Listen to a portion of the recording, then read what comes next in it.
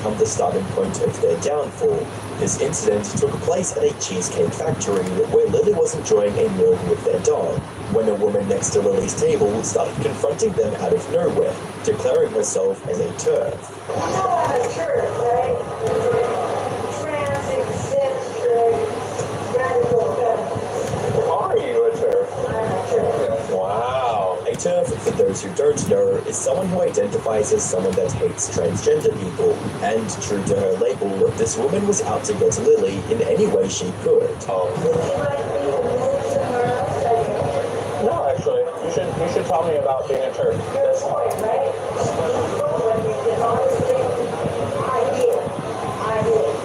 Lily ended up posting this encounter on their TikTok, which quickly became the most popular video on their account, and drummed up even more support for them, with comments like, "She thought she did something. I love your composure. I would have gone nuts. And I'm so sorry. You handled this so well." However, as this video gained more traction, people started noticing some odd things about it, like the abrupt cuts in the video, which could have hit some of Lily's response to the woman that might have riled her up even more. Some even accused the video of being completely staged in its entirety, with a comment going into more detail about why it felt fake, stating, "The first video with the TERF screaming in the restaurant, it feels fake to me. Like the person going off screen and screaming out of nowhere. I'm wondering if this was set up by Lily. It would have been easy to have their mum or friend at another table, make a scene, and never return to that restaurant. That looked like a fancy place. No one is going to start yelling." They'd complained to the manager quietly, and while these comments faded into obscurity, they managed to sow the seeds of doubt into their viewers' minds. This eventually opened the door for even more skepticism about Lily's seemingly pure on-camera personality, though most people still gave them the benefit of the doubt. That is, until Lily started becoming a bit more obvious with their rage-bait videos. You see, after the success of their video documenting the encounter with the TERF lady, Lily's content started making a subtle shift. They were still posting their food rating videos, but the content that was getting them the most views was their misgendering videos. In these videos, Lily would post incidents where restaurant staff and waiters called them sir, largely by accident, leading to Lily getting visibly upset and often complaining to their manager. Looks like he's having a nice piece. She. Okay. It's okay, it's all good. But it was not all good. I use she, her pronouns. I'm not certain. Yeah, like, it's like a knife in the heart. I also didn't specifically ask ahead of time not to default sir. On the surface, these videos seemed educational, designed to teach their viewers how it feels to be misgendered. Did you call me sir?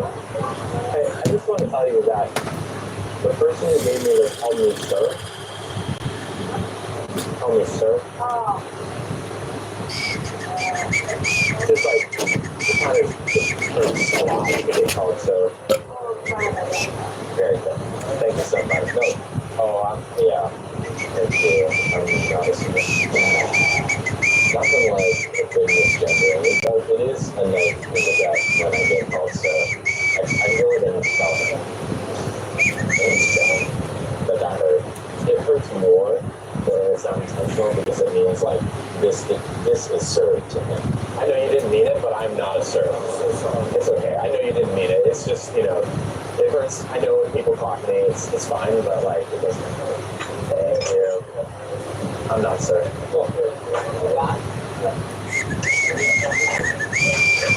Yeah, not sir. Not sir. But the guy who dropped the food off, he called me sir twice in a row.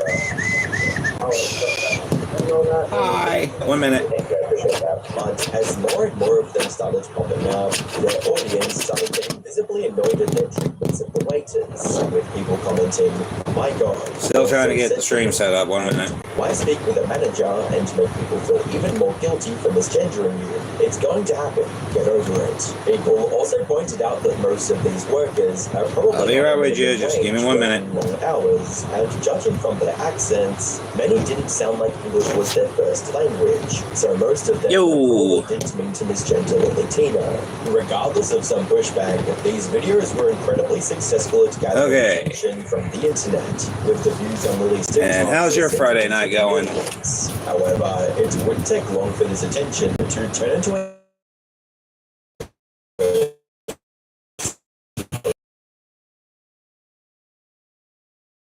Well, that's good. Massive pile of clothes I still had to fix up before work morning or Sunday morning. Okay. You want to say that for the camera? Hundreds and hundreds of people watching. Yeah, go ahead. I just lost a No, go bunch. ahead. You just Oh, called well. me a man. Don't be a coward. Don't be a coward. And while many people were still on their side to Oh, do man. this, they would all turn on them eventually. Give me 1 second, 'cause I'm not joking. About their past came to light. In April I gotta get all those cleaned up, or fixed up, and then all those fixed up as well. Posts and conversations from when they were 18. Because my wardrobe's starting to look pretty light. Inappropriate And right now I'm trying to get my freaking pajamas fixed up. with another girl of the same age and framing it as something erotic.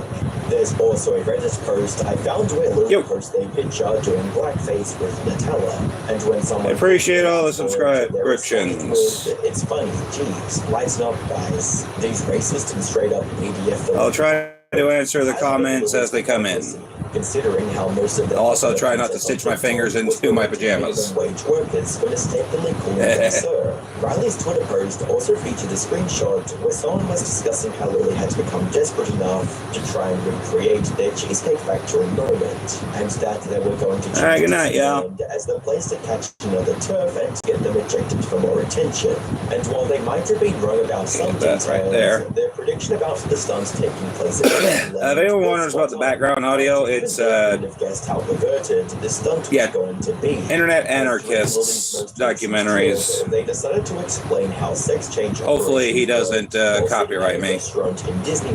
Because apparently royalty-free music still triggers the copyright system for YouTube. Last summer, I got my hip hop removed, and the plan up until recently was to get my marshmallow wand reconfigured into a marshmallow tongue. Naturally, Lily's audience were disgusted by this behavior and Oh, were man. quick to push back with comments like, "This is actually gross. Not a place to be talking about that stuff." And "This is Gotta disgusting." get this more on screen. Give me 1 second. Places in a child's wonderland need to be banned and registered. But even if you disregard the fact that There we Lily is go. talking about this in Disneyland, wearing Disney merch and sitting in a public place that's surrounded. Fortunately, this isn't so bad. Can't ignore that they Just the hem around the top busted. Nowadays is also And as you can see, I'm almost done the putting in a new hem. video also made people rediscover one of their older videos where Lily impersonated the So it's almost done. Then I gotta get my work pants fixed up because my fat ass ripped the ass out again. Friends, today we're going to talk about something super important. What it means to be transgender. It's a big word, but I promise that it's easy to understand. And to say people weren't happy about this would be an understatement. It's gonna be a The fact long that night you for chose me. to only do this at an amusement park around kids tells me what I need to know about you. Lily even managed to turn a large portion of the trans community against them, with comments like, "Disrespectfully, you're the reason people hate us," and "No way you're doing this again. You harm our community so much by being so inappropriate as to talk about your privates and SRS at Disney around children. I do not and will never accept you in our community." Getting thousands of At least I'm not a nuisance The streamer. only thing Lily cared about by this point was to get as much engagement and by extension money as possible. Now, it's unclear if they were just being stupid or wanted to take things to the next level. What is clear, however, is that Lily's next stunt single-handedly marks the end of their career on TikTok. On the 2nd of June 2025, Lily would upload a TikTok Yo, how's it going? bathroom tea, which showcased a slideshow of Lily taking selfies in every bathroom in Disneyland. The purpose of these images was to rank each bathroom in terms of safety for transgenders. But while Lily found most of them safe, the same probably couldn't be said for the other people in there. As a comment with over 300,000 likes states, "I felt safe. Girl, no one else did though, because in most of these selfies, Lily captured multiple other people in the background without their consent." which wasn't just weird, it was potentially straight up illegal.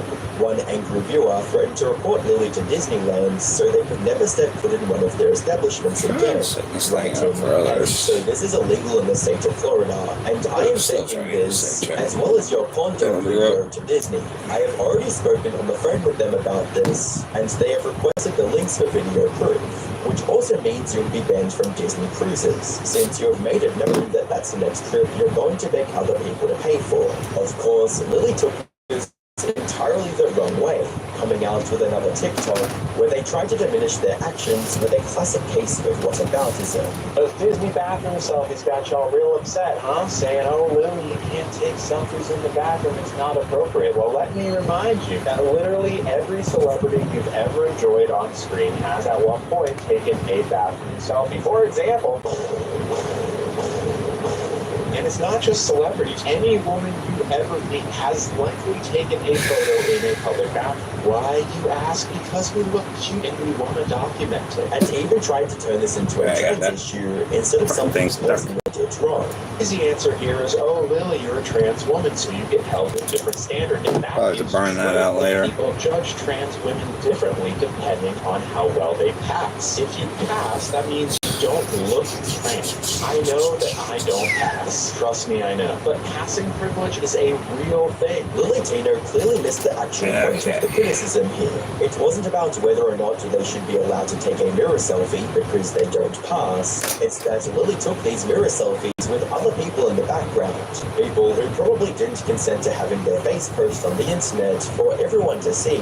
Now, there's a good chance Lily knows exactly why they were being criticized, especially since the whole point of their system was to show how, quote, safe these bathrooms were, meaning Lily was actually rating the people inside, not the bathrooms. But instead of shedding light on the real issue, they reverted back to their rage-bait nature, trying to get even more engagement on their TikToks by crying about the views. However, it backfired completely, with no one coming to Lily's support this time.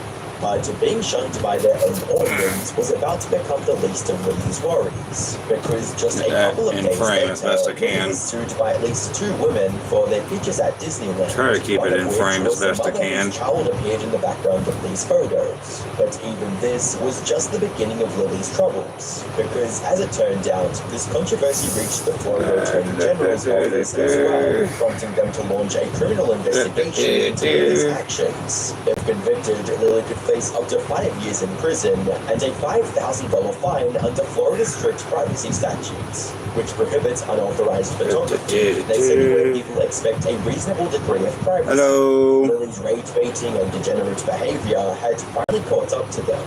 They responded to the news on TikTok looking utterly defeated, though still in denial. So the whole point of why I do what I do, which is create content, is to educate and to entertain. And still clinging on to the victim card. Well, I'm not here to hurt anybody. Almost done with this shit. I'm always going to be a confrontational person, but if there's ways to do it, Just got from here down to here. The anger I feel at the world I'm living in. Here. So, I like that cat when I get a minute. I'm going to take a break. Since then, there have been no new uploads on Lily's channel, as they seem to be sticking to their word about taking a break, which Lily claims is for their own insanity, but it's most likely on the orders of their lawyers until the lawsuits can be resolved. Regardless of the reason, the internet as a whole couldn't be happier about them leaving the platform, just so they don't have to see Lily belittle any more underpaid restaurant workers, or watch them explain SRS at Disneyland. But as their story has reached more people, it has given rise to multiple theories trying to explain their reasoning for behaving this way. One of the most popular of which claims that getting an over-the-shoulder camera. Ever since they got a better view of what I'm physically doing on that little phone stand. The fact that it's been 3 years since they first started talking about transitioning, but there have been no noticeable changes in Lily's physique or their voice.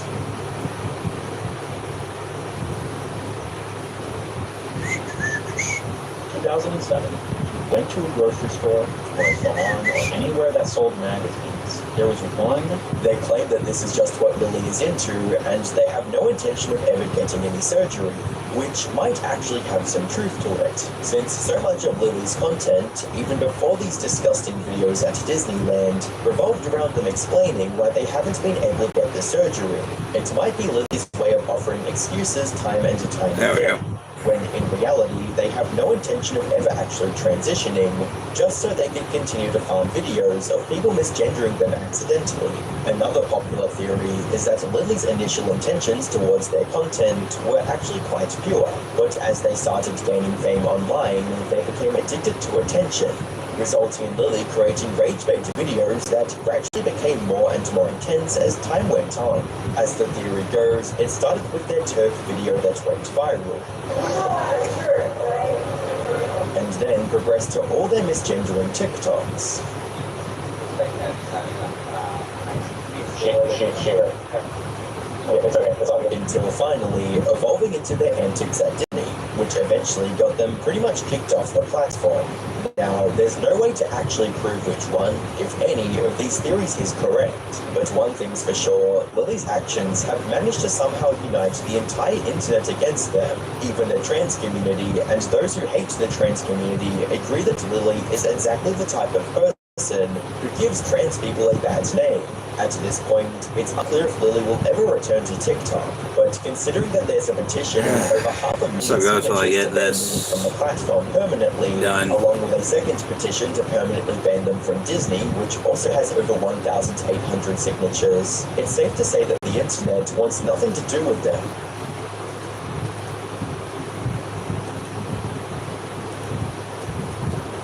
Was it Ryan looked great?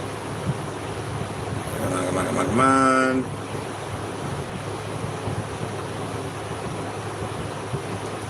Dude.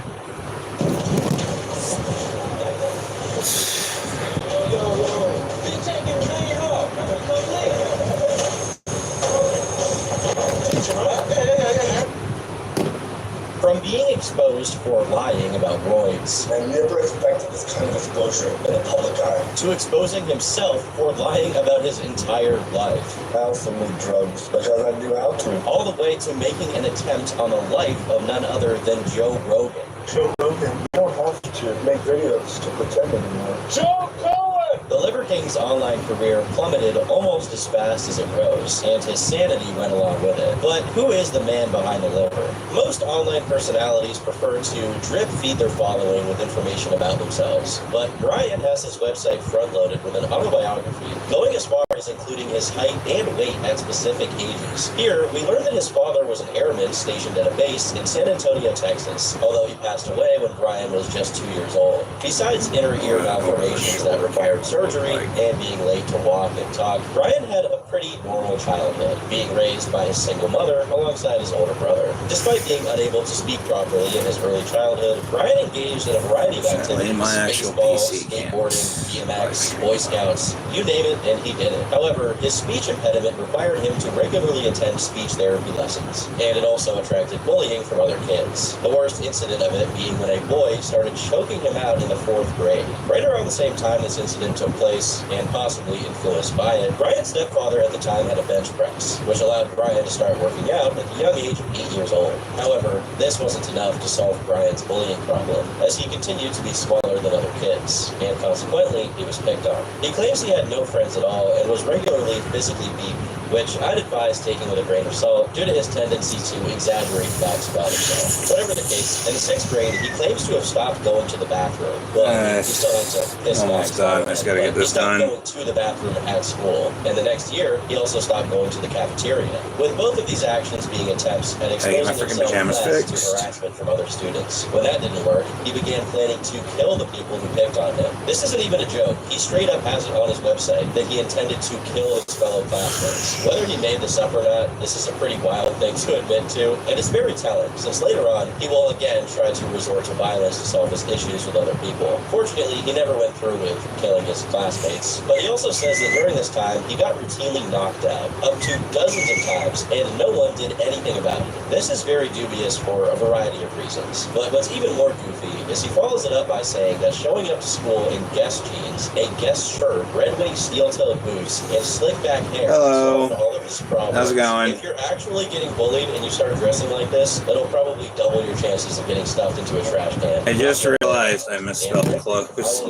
in the stream. Unfortunately for Brian, they stole his phone when he left him in his locker during football practice, and I suppose things went back to normal. I like the idea that other students are like NPCs who will react in a positive or a negative way, depending on what faction's armor you're wearing. In this same section, there's also I got nobody in chat told me about it. Real gangs with real firearms that operated in his school, which apparently required the attention of the local police department on the regular. Now, I'll be the first to admit that I'm not an expert in organized crime in San Antonio, but given that Liver King lies a lot, the extent to which he describes it here taking place in his school is going to get a little bit of skepticism. He claims one of these gangs was called the Kings, which may refer to the Latin Kings, but as far as I can tell, they're not particularly active in San Antonio. I was joking earlier about wearing faction armor, but this guy's middle school is literally Freeside from Fallout New Vegas. Anyway, probably just about 2 hours, probably an hour. Which is when he discovered his inner strength in the kid that was supposed to attack him. He says that this was the trigger for the transformation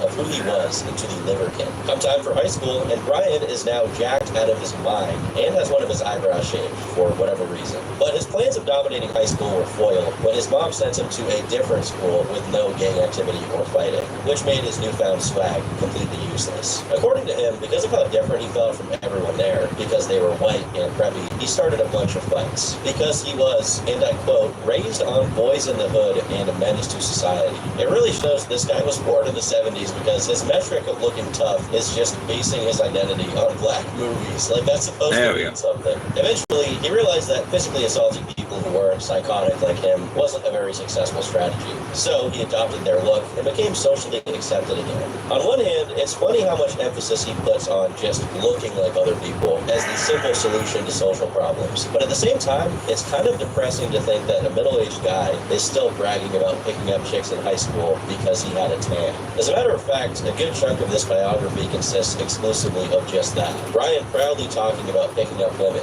before, during, and after he graduated from community college. All of it being coded in scammy entrepreneurial language, as if they were great achievements. When he gets around to talking about how he got a job as a pharmaceutical rep, he apparently bragged that he had a six-pack to someone who already had the job as a way to impress them into telling him their trade secrets. I'm under the impression that this isn't meant to be taken literally, but even if it is to be taken figuratively, I'm not sure what the takeaway is from this. It's also noticeable that this entire autobiography is riddled with repeated typos and bizarre syntax, like him supposedly starting a conversation with, I ask if everything is okay. This makes me think he either wrote it himself or paid some Indian guy on Fiverr to do it, because there's no way a professional copywriter or even AI would produce something like this. Regardless, he got a job as a pharmaceutical rep and started making $100,000 a year. And of course, he was still picking up chicks all the time. That is, until he met the Liver Queen, Barbara, whom he married 7 months after meeting. They had 2 boys, bought a dental practice, which Barbara worked at for many years, and when she retired, they started a supplement business together, taking the first steps toward the business model that Brian would later become famous for promoting online. It was during this time, which can roughly be placed in the 2000s, when Brian was in his late 20s, the time period when his Liver King identity began to take form. According to him, his kids had severe allergy issues that caused them to go into anaphylactic shock quite frequently, and because the doctors were seemingly incapable of helping it inspired Brian to pursue alternative paths to treat their ailments. While he was already physically fit and ate relatively healthy, it's at this point that he began experimenting with eating specifically organic, pasture-raised, and wild animals, nose to tail. By this, he means he, and consequently his family, were eating unusual parts of the animal. Not just liver, but also their brains, eyes, their balls, and anything that was physically edible. You can actually see it in pictures as his beard grows larger and larger. Whoever Brian used to be was consumed, nose to tail, you might say, by the entity known as Liver King. Like Gollum with the ring, or the Ice King with the crown, he suffered a grim transformation. You could also say it's like Joker with the jokes. Why so serious? It took over a decade to complete, but in August 2019, almost got this done. In this obscure video from an old alternate account of his, he's doing almost 100 sit-ups in 2 minutes. And although he's already close to the final Liver King look, you can see that he's still somewhat normal. It can't be done.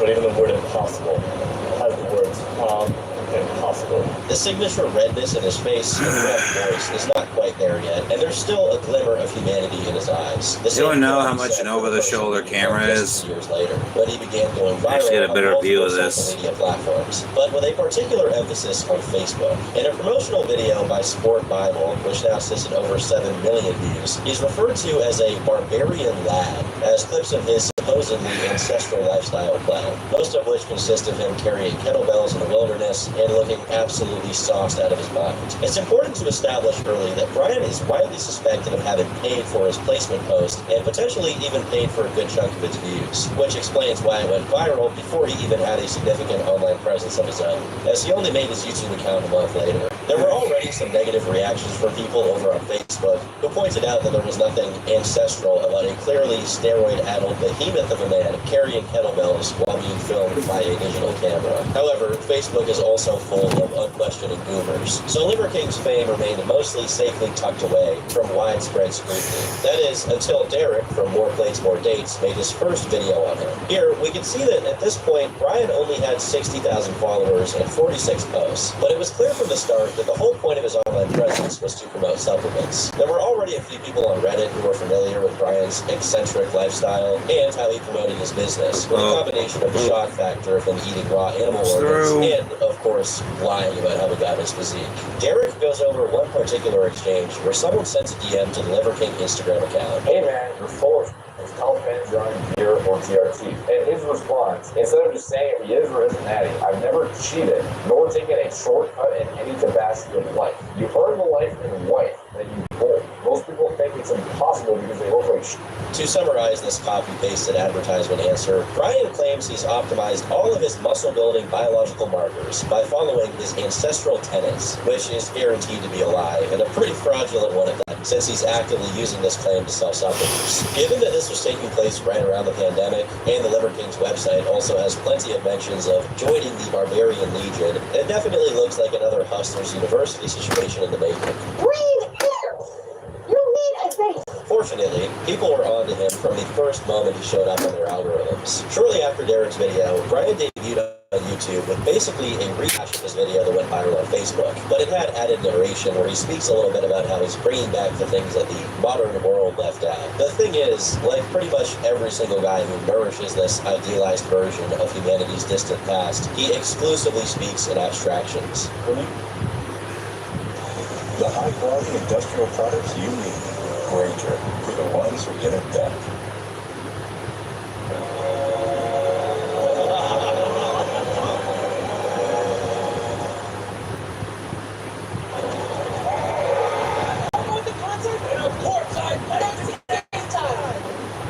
Concert tickets? Yeah, look.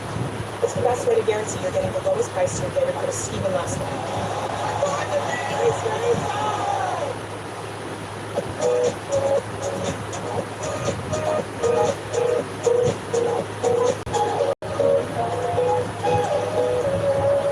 Hello, chat. How y'all doing tonight? Discover Peru and fall in love with every corner of its land. Look on Airlines. When you realize that people are suffering and struggling, and that there's a simple, elegant solution of return to ancestral living, that's Not really reset why my this is PC. done. Why are you It's giving me a that simple warning? way of living. It's ancestral living. It's the way that Shut we up. lived for millions of years. It's accessible. It's something you can literally do right now, today. And you can have an impact and change your life tomorrow. I guess that's because if he doesn't, then he has to sell his stuff by giving out the specifics of his lifestyle, like not ever brushing his teeth or not wiping after he shits. And I don't think that would get very far. How does Liver King need his beard and his mustache? I don't. I also don't use deodorant. I don't brush my teeth, and I don't wash my hair. If he were to give any specific time frame for what he means with ancestral, you can easily find out why humanity evolved past that lifestyle. Back up. What the fuck? Speaks in abstractions. When you realize that people are suffering and struggling, and that there's a simple, elegant solution of return to ancestral living, that's really why this is now. There's this really simple way of living. It's ancestral living. It's the way that we've lived for millions of years. It's accessible. It's something you can literally do right now, today.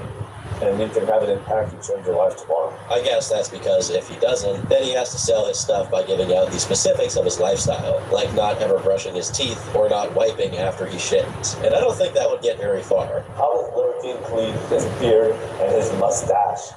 I don't. I also don't use deodorant. I don't brush my teeth.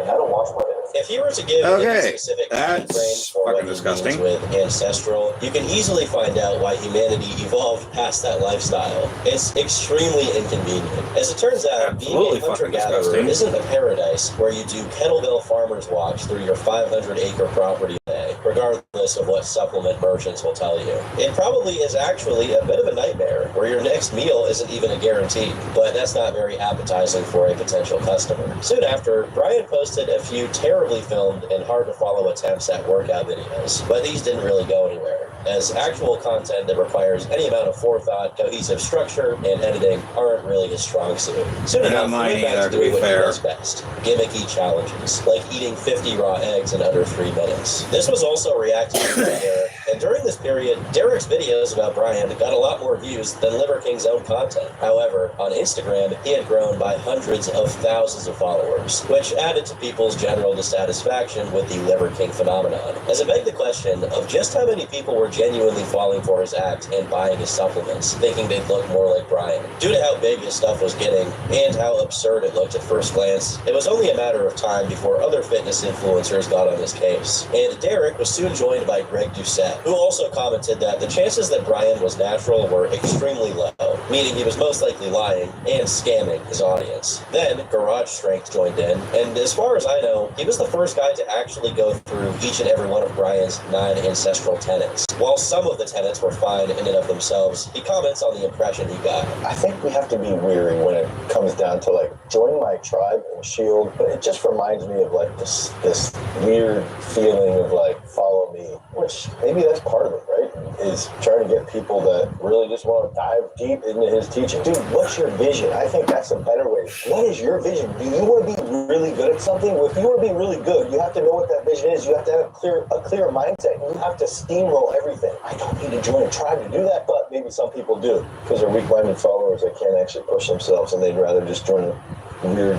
group of people that follow ancestral tenets. Setting aside the likelihood that Brian was on gear, it was very clear from his self-published diet rundowns that Brian consumed a good amount of things that were technically processed, like whey protein. Not that there's anything bad with whey protein, but the majority of people who use that kind of product do it for one reason only. They want to put on muscle. The thing is, lifting weights and dieting for the sake of bodybuilding has only been a thing for a little over a century at most. The further you go back in time, the clearer it is that nobody, and I mean nobody, was spending significant portions of their day just focusing on putting on as much lean mass as possible. That's not to say that people haven't appreciated good physiques. They've always been appreciated since the dawn of time. But the look was always less valued than actual physical prowess, which is why things like wrestling, boxing, and pretty much any other Olympic sport precede bodybuilding by millennia. It turns out that being a gigantically jacked person doesn't make you that physically able. In fact, in pretty much every sport, extra weight is considered a disadvantage as it makes you slower and exhausts you faster. And we're just talking about straight up having muscle mass, because if we get to the topic of definition, which includes lack of fat tissue and dehydration, then it's even more of a disadvantage to the average person. If you're regularly dehydrated to maintain an unusually lean look, or if you have very low body fat, then you're guaranteed to have messed up energy levels, which become especially pronounced in the ancestral circumstances that Brian keeps bringing up. If you're thinking like a hunter-gatherer, fat storage means you can still produce energy when you run out of food, since your body can start burning your fat away. Of course, this doesn't mean that Adam and Eve looked like Boogie and Frogan, but the point stands that nobody 6,000 years ago looks like Liver King. And that's without mentioning the fact that despite having a huge beard, he clearly shaves his torso on the regular to maintain his look. Lastly, one point that Garage repeatedly makes throughout the video is that obviously everyone's ancestors had access to fire, and for the most part cooked their foods. Whether it's more nutritious or less nutritious, cooked foods are just more palatable than raw foods. And since cavemen weren't thinking about how they could get a lot of views on Instagram by doing some jackass stunt where they eat raw bull testicles, I'll bet you they were roasting their meat. Additionally, depending on what your sources are, raw especially organ cuts, can be pretty dangerous. So it's a bit irresponsible to blanket promote it as a healthier option when it can absolutely cause you illnesses depending on how you go about it. I could also go over the fact that he has a massive hyperbaric chamber and an enormous gas-guzzling truck for further evidence that he's pretty selective on what parts of his lifestyle are ancestral, but you get the point. As relatively successful as the videos on Brian by fitness influencers were, they couldn't hold a candle to how big the topic would get once it got repackaged for mainstream audiences. In January 2022, Danny Gonzalez made his first video on Liver King, which now sits at over 7 million views, and was most people's introduction to him. While this had the intended effect of exposing millions of people to Liver King's deranged antics under the clear context that they were, well, deranged, it also had the side effect of further growing Brian's online presence, and quickly it started getting to his head. It's at this point that Liver King becomes fixated on being invited to take part in a podcast with Derek, and this would also mark the beginning of his years-long obsession with being interviewed by Joe Rogan. In order to attain these goals, he went even harder on social media, trying to get their attention by whatever means he could. Liver King here, a bunch of animals keep asking if Liver King is natty or not. I decided to really face this head on and show you my stack. I stack liver and bone marrow every day. I stack the sun and the earth every day. I stack blood-burning workouts twice a day, every day. So he works out twice a day and has the recovery capacity to make it happen and continue to, sustain this physique. And if you stack the 9 ancestral tickets, you too can express your most dominant form. By the way, this was my cameraman idea. It's a tip of the hat to him. I don't even know where to get this stuff. So, was that even necessary to say? It almost, tarnishes the credibility a little bit when you have to say, by the way, this is my cameraman. He knows where to get needles. I don't even, what is this? Is this a needle? Is that the thing that steroid users put in their ass? Is this, the injectable part right here? Or do you stick this plastic part, up your butthole and then, push it up? Or, how's it work? He's just acting so ignorant to the whole thing to a point that's almost, over the top. Guys who've used Tread know it has a bit of a unique look when it's prepared. And to me, this doesn't look like maple syrup at all, bro. To me, this looks like actual gear. Later on, it would turn out that Derek actually took him up on this podcast request, but Brian ended up being the one who started stalling and avoiding actually doing it, probably because he knew he'd get violently grilled about his steroid usage, which Derek is known to be extremely good at. Given Brian dedicated the majority of his time to doing random BS in the middle of the woods, he definitely had the time to do it, but opted against it. This publicity from Derek would simply not be enough to counteract the negative side effects of being outed as a gear-using con artist. It was especially uninteresting for him since he had much bigger content creators like Danny Gonzalez making extremely successful videos. 11 more inches should be done. Unsurprisingly, Brian's own videos saw a lot more traction during this period, as he did things like hunting with African tribes in Tanzania. While the technical quality of the video is Liver King standard, meaning the audio is completely mangled by wind and it's all shot by shaky handheld cameras, this video is pretty illuminating. How so, you may ask? Well, in it, Brian hangs out with some people who actually live the way he larps as if he did. And wouldn't you know it, they're not 300-pound, muscle-bound freaks of nature who have a hard time breathing while stationary. Despite there being some verifiable benefits like dental health, it's not at all clear that these people are even close to as well-nourished as a modern Westerner who pops a dozen supplement pills a day to meet his daily vitamins and whatnot. The problem really isn't that he sells supplements or that he's very concerned with his health. On their own, those things are fine and even good. The only problem is that his lies are so deeply intertwined with his overall message that it waters down the whole thing. So even if he does have something good to say, it'll be lost along the way. In May 2022, about 6 months into his online fame, Brian found himself being covered by none other than John Bravo. Now, you guys may remember John from my video about Wes Watson, but for those of you who don't know who he is, John Bravo's channel is where fitness con artist careers go to die, as this guy's ability to dig up dirt on these guys is like Derek on steroids. Well, you know what I mean. Anyone who's involved in fitness knows you get those abs like that, the step when you're on growth hormone. I guarantee you, and he denies it, he's on growth hormone and testosterone. He's 45 years old. You don't look like that at 45 years old. I don't care what diet, I don't care what you're working out if you're not on. Later on in the video, John goes over a TikTok which did the math on Brian's supplement company sales, concluding he was making somewhere between $1 $1 and $2 million per month in profit. In another video, John revisited the same stack video Derek reacted to and pointed out that the tip of the syringes he used for it were blue, which are known to be the syringes used to administer insulin. Given that no one in Brian's family is diabetic, it's much more likely that he just has insulin around because he's using it anabolically, something that many bodybuilders actually do. And it's also associated with having distended ab muscles, which Brian visibly has. While he was definitely succeeding in making money off of this grift, whatever money he was spending on PR was not doing its intended job. As when someone finally brought him up on Joe Rogan, this was the response. Have you seen the bloke that eats just the raw?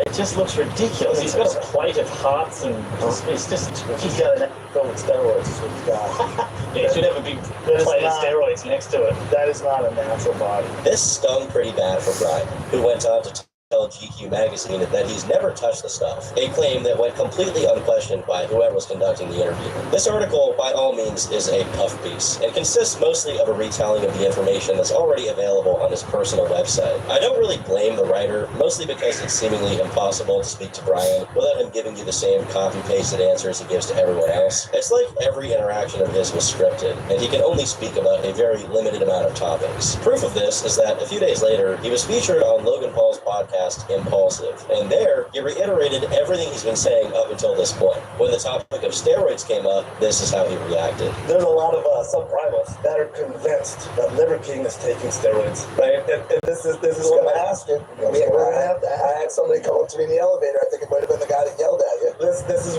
one of my favorite fucking topics. Is Liver King natty? That's what he said. Yeah, I think he was like TikTok age. They say natty. Yeah. Well, first thing I'm now you're giving me a sidetrack, but I'll say this: you think if I was on steroids, I would have these just down here, these legs. You see how little my legs are? This is a classic go-to excuse from steroid users. This is almost word for word the same excuse given by John Jones, someone who has been proven beyond the shadow of a doubt to be a PED user. They point to some genetic weak point on their musculature as if it were proof that they didn't do steroids. Obviously, this is no proof at all, but alas, the concern for maintaining the bit was at an all-time low for Liver King. At this point, the whole "I can only be in my property where there's no EMF and no phones and no Wi-Fi" thing is set aside so that Brian can go on a bit of a media tour, taking part in dozens of podcasts and probably getting thousands of new customers along the way. Consequently, the scrutiny on his online presence increased, beginning with the speculation that he had undergone a cosmetic procedure known as abdominal etching. Basically, a surgeon performs a highly localized liposuction targeting only the spaces in between your ab muscles, so that regardless if you're sitting or standing or breathing, your abs will always be pronounced. While it wasn't full-on confirmation of Liver King not being natural, the average person isn't familiar with this kind of procedure at all. So when Derek made a video about Brian's weirdly protruding abs, it had an easy time soaring above 2 million views. During the latter half of 2022, seemingly anyone who touched Liver King was striking content gold. Jesse James West got to nearly 16 million views on a video where he spent 2 days living with Brian at his mansion, and a variety of podcasts had episodes featuring him. He was practically inescapable in any form of online media. You know what? No need to. But aren't my dress stink. It's the bacteria in your sweaty clothes. Adding Lysol laundry sanitizer kills 99.9% odor-causing bacteria detergents leave behind. Clean is good, sanitized is better. Grip, stability, precision. That's the essence of driving Lawful.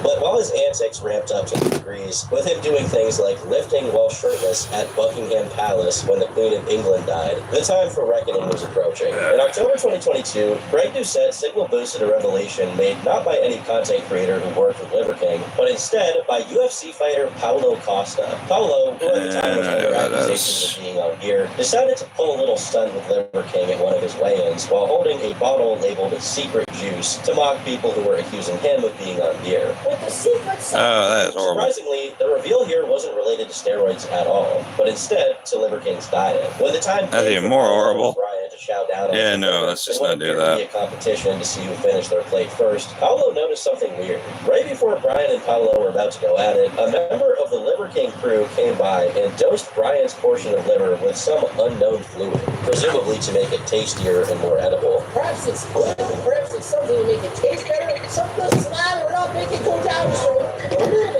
while this in and of itself isn't a reveal of huge magnitude, it's interesting to see how micromanaged the building of the Liver King facade is, all the way down to making his raw liver go down easier so he looks less uncomfortable eating it. Again, the issue isn't with what's being done, but with the fact that he continuously lies about how much he's come to enjoy his lifestyle, and that it's not all for the sake of getting attention. But time and time again, it's clear that the opposite is true. Finally, in November, the other shoe drops, and Derek posted what was widely recognized as the ultimate Liver King takedown. In almost exactly an hour of duration, Derek summarizes the entire Liver King phenomenon, which included clips of Brian talking about making over $100 million a year, all while claiming to be natural in multiple of his podcast appearances. But much beyond a comprehensive overview of all these shenanigans Brian got up to until this point, Derek had something no one else had. Hard data coming from none other than Brian himself on what steroids he was on. Just a few months before Brian first hit the internet big time, in June 2021, he had emailed a bodybuilding coach asking for some help. Help with what exactly? Well, this is what he wrote. I'm the face of several brands, including Ancestral Supplements, and I've just hired a team to build a Liver King brand with a goal of 1 million followers by March 2022. I'm pouring ridiculous resources into making this happen, including hosting a video guy that will be living at my guest house and a film crew that will be filming 7 days a month. I have to stay in great shape year round, maybe take 1 or 2 months off a year. I've been working out for 30